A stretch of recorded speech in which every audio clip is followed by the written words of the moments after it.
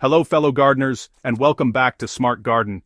Today we're tackling one of the most debated topics in modern gardening, the age-old wisdom of Amish mulch versus the contemporary convenience of weed fabric. If you've ever stood in the garden center, overwhelmed by choices, and wondering which approach will truly serve your garden best, this guide is for you. We're going to explore the real-world performance, long-term implications, and practical applications of both methods so you can make a decision that aligns perfectly with your gardening philosophy and goals. The mulch method. Amish wisdom. The Amish mulch technique represents centuries of agricultural wisdom distilled into a remarkably simple practice. This method involves laying down thick layers of organic materials, typically straw, hay, wood chips, shredded leaves, or aged manure, to depths of 3 to 4 inches across your garden beds. The beauty of this approach lies not just in what it prevents, but in what it creates. As these natural materials gradually decompose, they transform into rich humus that feeds your soil and supports an entire underground ecosystem of beneficial microorganisms, earthworms, and fungi that plants depend on for optimal health. The benefits of organic mulch extend far beyond weed suppression. As the material breaks down, it releases nitrogen, phosphorus, potassium, and trace minerals directly into the root zone where plants can access them. This continuous feeding cycle means your soil actually improves year after year, becoming darker, richer, and more fertile.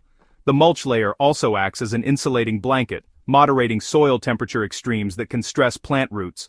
During scorching summer days, it keeps the soil significantly cooler, while in winter, it provides protection against freezing temperatures.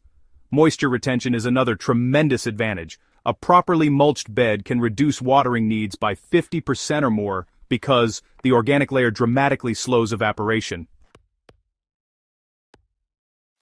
However, the Amish mulch approach does come with considerations that gardeners must weigh carefully. The initial material cost can be substantial, particularly if you're covering extensive areas, and quality matters significantly. Cheap hay may contain weed seeds that germinate in your beds, creating the very problem you're trying to solve. Straw is generally preferable, though more expensive. The decomposition process, while beneficial, means you'll need to replenish the mulch layer annually or even twice yearly in areas with aggressive decomposition. Some gardeners also find that thick organic mulch can attract slugs, provide habitat for rodents, or create a rustically informal appearance that doesn't suit manicured, formal garden designs.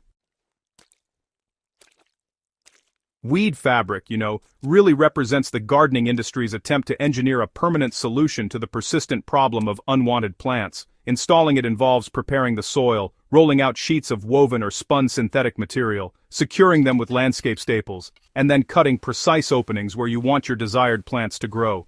The premise is pretty straightforward. By creating a physical barrier that blocks light, you prevent weed seeds from germinating, but still allow water and air to penetrate to the soil below.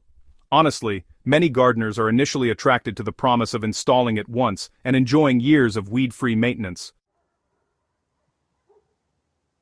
The advantages of weed fabric are, without a doubt, undeniable in specific contexts. It provides immediate and dramatic weed suppression right from installation, with no waiting period for organic materials to settle and create an effective barrier. For gardeners with limited time or physical capacity, the prospect of not needing to reapply materials every single year holds considerable appeal. When topped with a thin layer of decorative stone or mulch, weed fabric creates a clean, tidy appearance that many folks find aesthetically pleasing, especially in commercial landscapes, pathways, and ornamental settings where soil enrichment is less critical than visual presentation. The drawbacks, however, become pretty apparent over time and have caused many experienced gardeners to abandon fabric entirely. While it's marketed as permeable, most fabrics significantly restrict gas exchange between soil and atmosphere, limiting the oxygen that roots and soil organisms really need. Over months and years, the soil beneath fabric becomes compacted and lifeless, losing that fluffy, crumbly structure that characterizes healthy ground. The fabric itself degrades under ultraviolet exposure, breaking into fragments that get incorporated into the soil and are, honestly, nearly impossible to remove completely. Perhaps most frustratingly, wind-blown soil and organic debris eventually accumulate right on top of the fabric, creating a layer where weed seeds germinate happily. so you end up with weeds growing on the fabric surface rather than beneath it. And when you finally decide to remove degraded fabric or change up your planting scheme, the task turns into an exercise in frustration as roots weave through the material and pieces tear away stubbornly. When we compare these methods directly, the differences become strikingly clear. Soil health represents the most significant divergence. Amish mulch actively builds soil, increasing organic matter content, improving drainage in clay soils while enhancing water retention in sandy soils, and fostering populations of beneficial organisms. Weed fabric, conversely, creates a barrier that isolates the soil from the natural cycles of decomposition and renewal that maintain fertility. Gardens mulched organically for several years develop that coveted dark, rich soil that crumbles in your hand and smells earthy and alive. Gardens under long-term fabric tend toward compaction, reduced microbial activity, and declining fertility. For weed suppression effectiveness, both methods work initially, but their long-term performance differs. Organic mulch suppresses annual weeds exceptionally well when maintained at proper depth, though aggressive perennials with extensive root systems can sometimes push through. Fabric blocks germination effectively, but cannot prevent established perennial weeds from puncturing through from below, and the surface accumulation problem means maintenance never truly ends. Cost analysis reveals an interesting pattern. Organic mulch requires ongoing investment, but gradually decreases as your garden becomes more established and you generate your own compost. Fabric appears economical initially, but replacement costs accumulate, and removal becomes an expensive, labor-intensive project when the material fails. Beyond the basics, practical applications. The most successful gardeners recognize that this isn't an either-or proposition. Amish mulch excels in vegetable gardens where soil fertility directly impacts harvest quality and quantity, in perennial beds where you want plants to self-seed and naturalize, and in any setting where long-term soil development is paramount.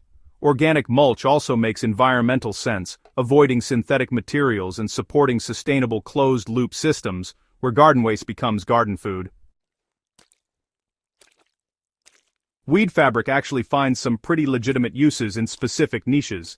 Pathways between raised beds, spots under decorative rock where plants just won't grow, slopes that are prone to erosion before your plantings get established, and commercial properties that care more about a uniform look than soil vitality. These can all benefit from using fabric. Some innovative gardeners even use hybrid approaches, like putting fabric in hardscape areas while mulching planting beds organically, or placing cardboard as a biodegradable weed barrier under organic mulch for that first season.